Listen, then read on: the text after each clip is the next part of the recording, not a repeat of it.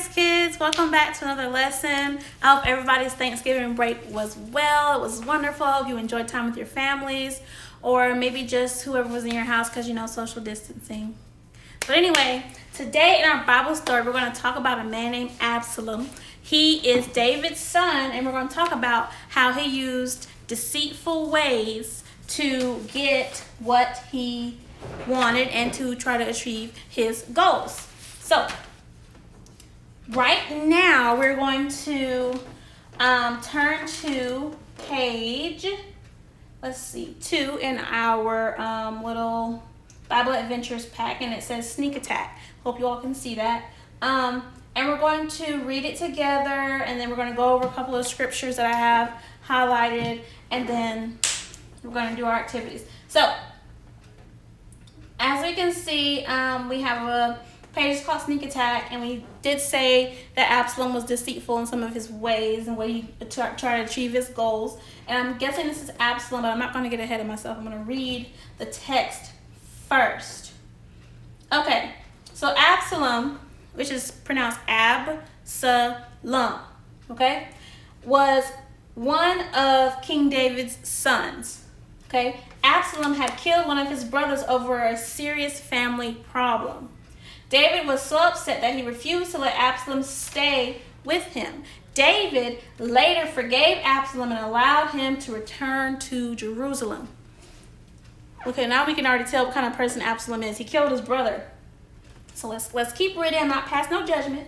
Okay, so this scripture spotlight comes from 2 Samuel chapter 15, verses 1 through 6. Okay, in the course of time, Absalom provided himself with a chariot and horses, and with 50 men to run ahead of him. He would get up early and stand by the side of the road leading to the city gate. Whenever anyone came with a complaint to be placed before the king for a decision, Absalom would call out to him, "What town are you from?" He would answer, "Your servant is from one of the tribes of Israel." Then Absalom would say to him, "Look, your claims are valid and proper, but there is no representative of the king to hear you."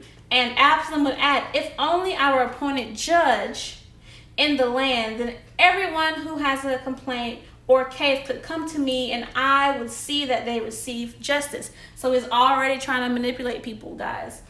Okay? Let's read along and we'll talk about it. Also, whenever anyone approached him to bow down before him, Absalom would reach out his hand and take hold of him and kiss him. Absalom behaved in this way toward all Israelites who came to the king asking for justice. And so he stole the hearts of the people of Israel. So he was a smooth talker, manipulator, that kind of thing. Now, what do Absalom's actions tell you about his attitude and towards his father, the king, who is David? We talked about David, many lessons. Now we're talking about David's son, Absalom. So Absalom, I would say, according to his actions so far, I would say that he didn't respect or love his father. One, he killed his brother. Two, he started manipulating the townspeople, the Israelites, and he stole their hearts away from the king. So, hey. He didn't respect or love his father, and he was trying to turn the people away from David, who is his father. Okay?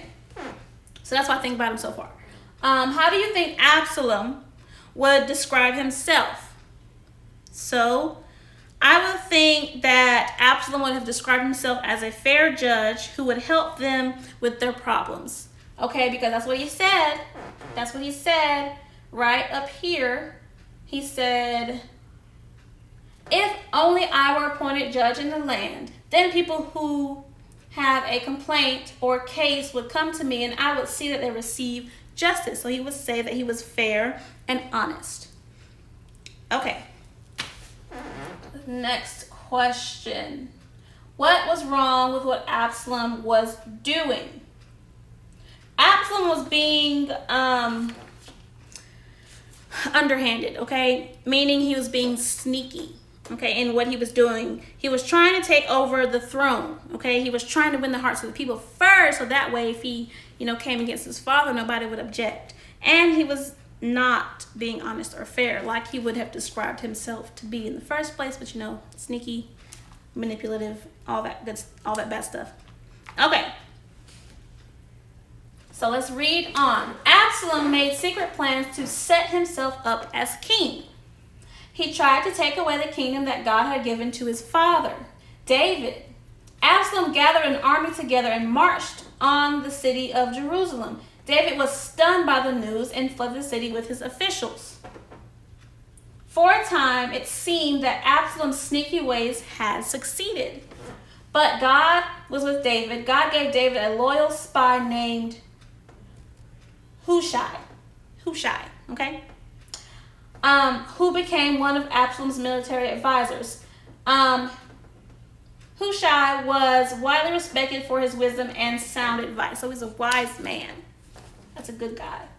Hushai caused Absalom to delay attacking David's army, allowing David's army to build his forces and defeat Absalom's forces in battle.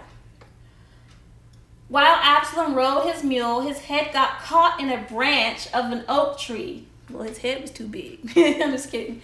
And his mule rode off. Joab, David's commander, found that Absalom was hanging there and killed him. Wow. Okay, so now let's read in our Bibles right here in 2 Samuel chapter 15, verses 7 through 12. So I have that pulled up here. At the end of 4 years, Absalom said to the king, "Please let me go and pay my vow, which I have vowed to the Lord in Hebron. For your servant vowed a vow while I lived in Geshur in Aram, saying, if the Lord will indeed bring me back to Jerusalem, then I will offer worship to the Lord." The king said to him, "Go in peace." So he arose and went to Hebron. But Absalom sent secret messengers throughout the tribes of Israel, saying, "As soon as you hear the sound of a trumpet, then say, Absalom is king at Hebron." With Absalom went 200 men from Jerusalem who were invited guests. As they went in their innocence and knew nothing. So they were being deceived anyway. They were being lied to. Okay. And while Absalom was offering sacrifices, he sent for, Athapal, the Gilonite, David's counselor from the city of Gilo. And the conspiracy grew strong, and the people with Absalom kept increasing. So the more people came along with the lies. Okay. And a messenger came to David saying, "The hearts of the men of Israel have gone after Absalom." So basically, Absalom have turned the people against his father. Then David said to all his servants who were with him at Jerusalem, "Arise and let us flee, or else there will be no escape for us from Absalom. Go quickly, lest he overtake us quickly and bring down ruin on us and strike the city with the edge of the sword." And the king's servants said to the king, "Behold, your servants are ready to do whatever my lord the king decides." So basically, Absalom was using his little deceitful, sneaky ways to turn the hearts of the Israelites away from his father, the king, and towards him. So he was trying to win their hearts so that way he could be king. Now let's look back at 2 Samuel chapter 5. 2 Samuel chapter 5, verses 3 and 4. This is on David. This is about David. Okay. This is about how he went about his business. So all the elders of Israel came to the king of Hebron, and the king David made a covenant with them at Hebron before the Lord, and they anointed David king over Israel. David was 30 years old when he began to reign, and he reigned for 40 years. What were the differences between the way David got to the throne and the way that his son Absalom attempted to become king? So let's understand the question a little bit. Let's create some contrast between Absalom and David. Absalom was David's son. That's one difference. And David was a king, whereas Absalom was not. David was righteous and just in his ways thus far. He did things according to the Lord. He always gave thanks. He always worshiped the Lord. He was a good guy. Absalom however, had a track record. He's already killed his brother. He's sneaky. He's manipulative. He's already trying to turn David's kingdom against him. Very sneaky guy. Okay.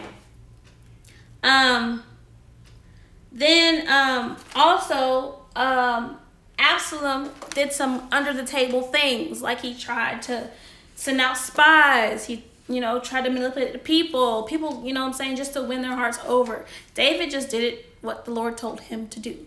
Those were the differences between how, and also David was anointed by God, whereas Absalom was not. So those were some of the difference between the two.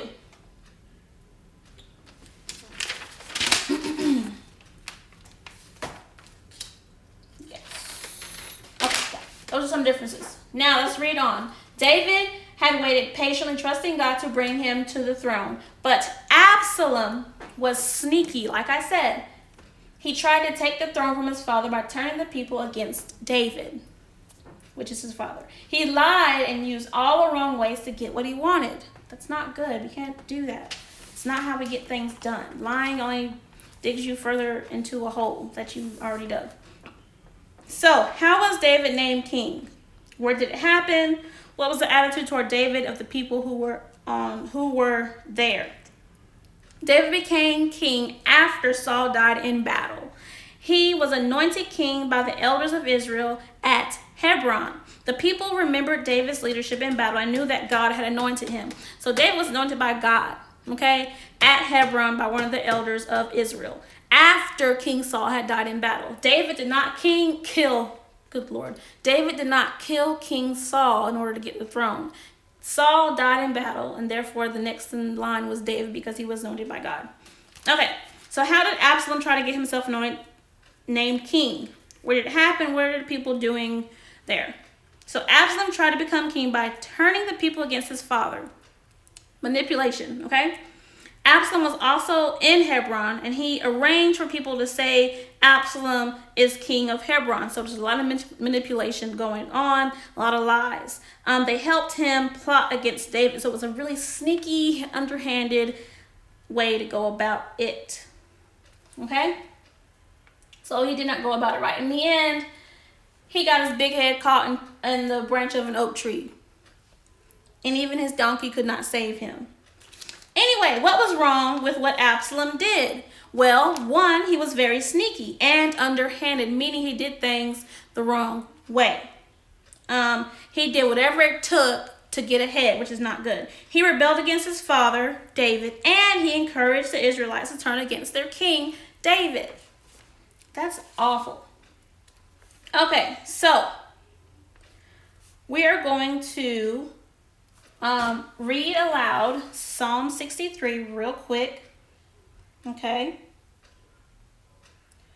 I want to say it's going to be first couple of verses. Psalm 63 says, David wrote this psalm, okay, when he was in the wilderness of Judah. Okay. Oh God, you are my God. Earnestly I seek you. My soul thirsts for you, and my flesh faints for you, as in a dry and weary land where there is no water. So I have looked upon you in the sanctuary, beholding your power and glory. Because your steadfast love is better than life, my lips will praise you.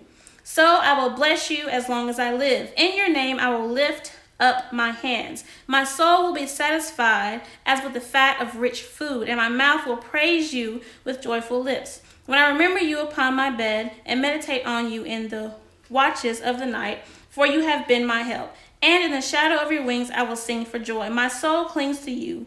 Your right hand upholds me. But those who seek to destroy my life shall go down into the depths of the earth. They shall be given over to the power of the sword, and they shall be a portion for jackals. But the king shall rejoice in God. All who swear by him shall exult. For the mouths of liars will be stopped. That's a pretty cool little psalm. I like that. That's one of my favorite psalms, by the way, if you guys wanted to know. Okay, so David had a lot of trust in God in this psalm, okay? And he expressed it in this passage.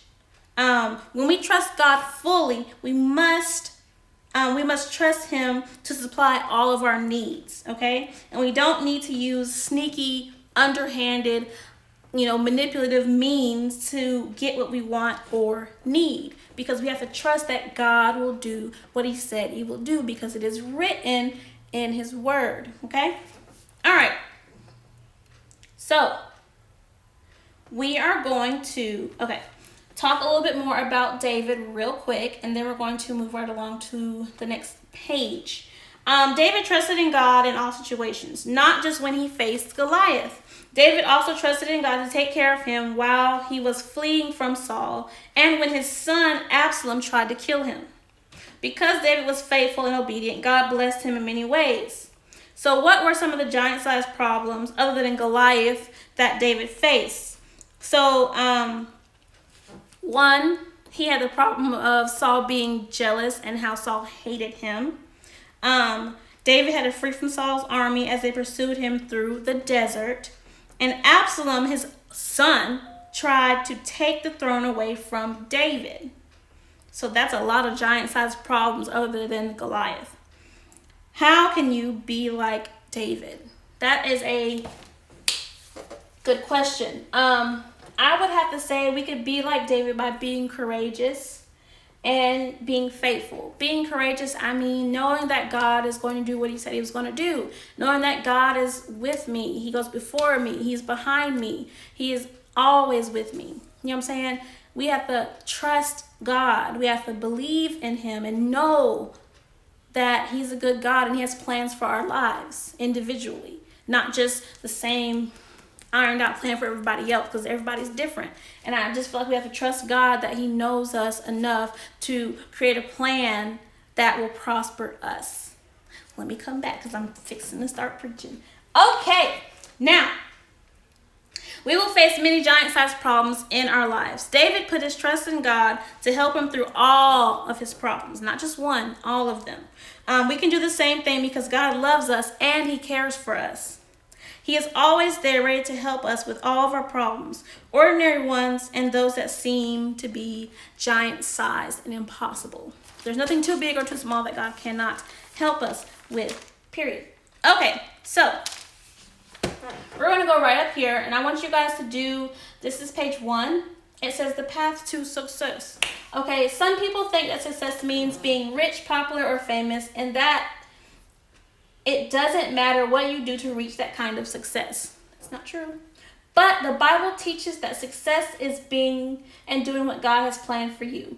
Help these 5 mixed up people get on the path of success by changing their wrong attitudes. So we're going to see that all of them have bad attitudes. Follow the path from each person to a Bible verse that can help them. After you read the Bible verse, write a success attitude. So I want you guys to actually do this for homework. Okay, and what I'm going to do is I'm going to do one with you guys.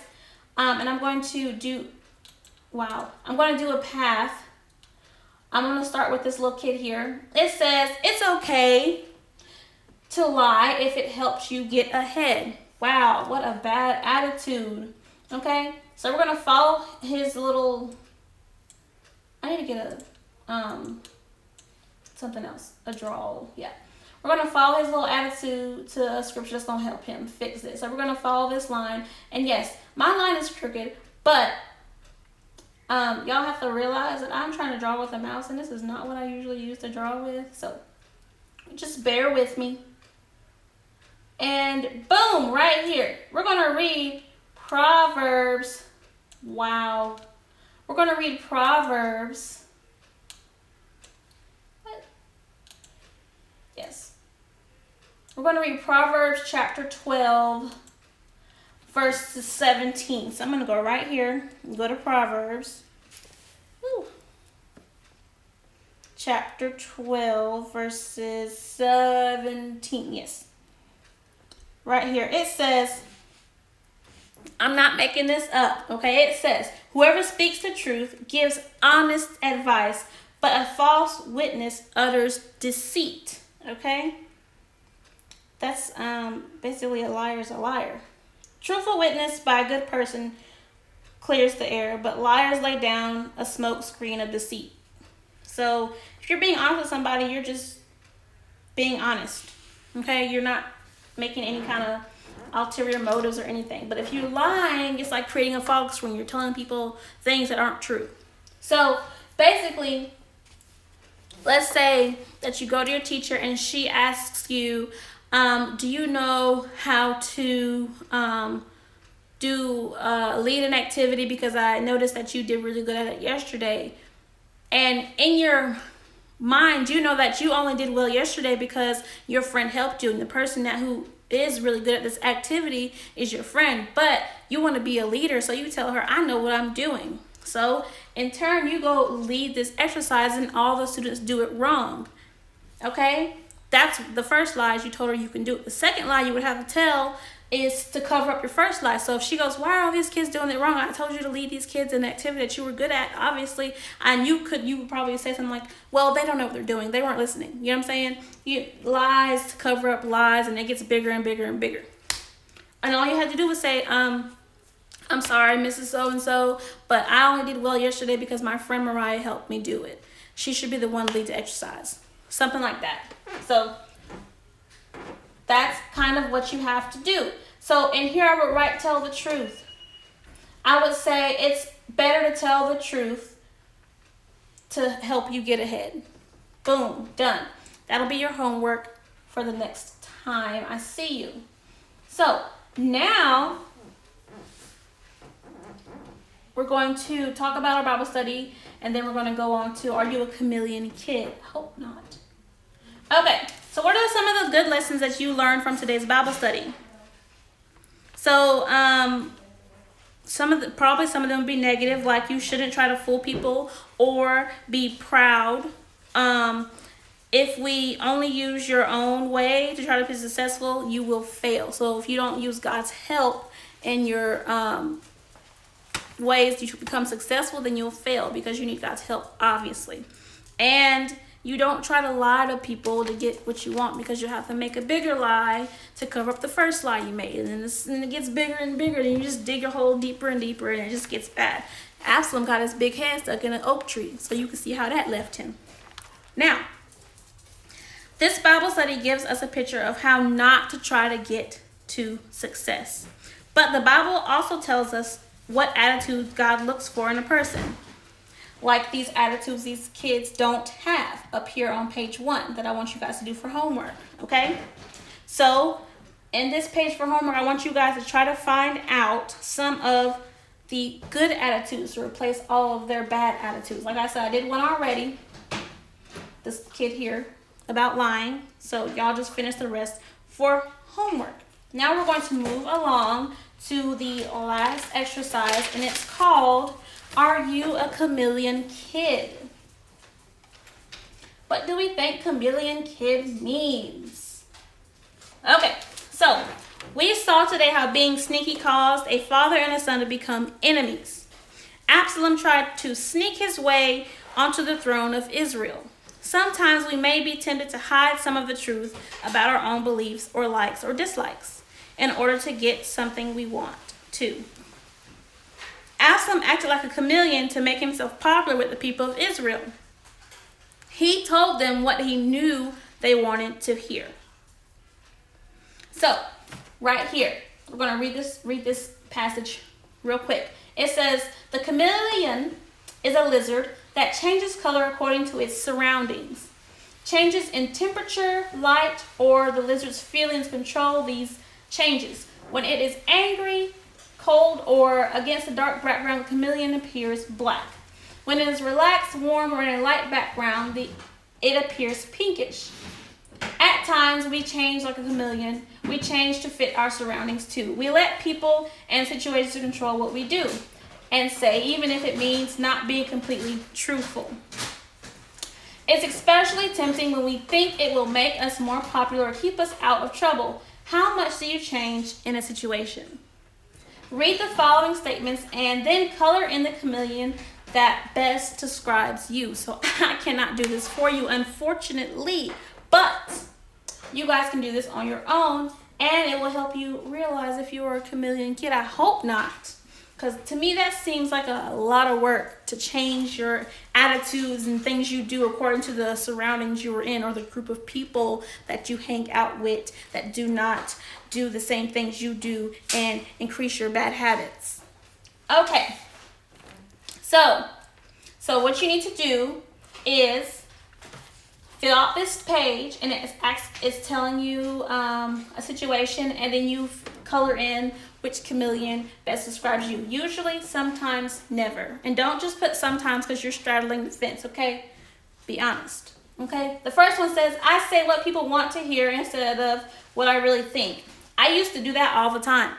I'm not gonna lie.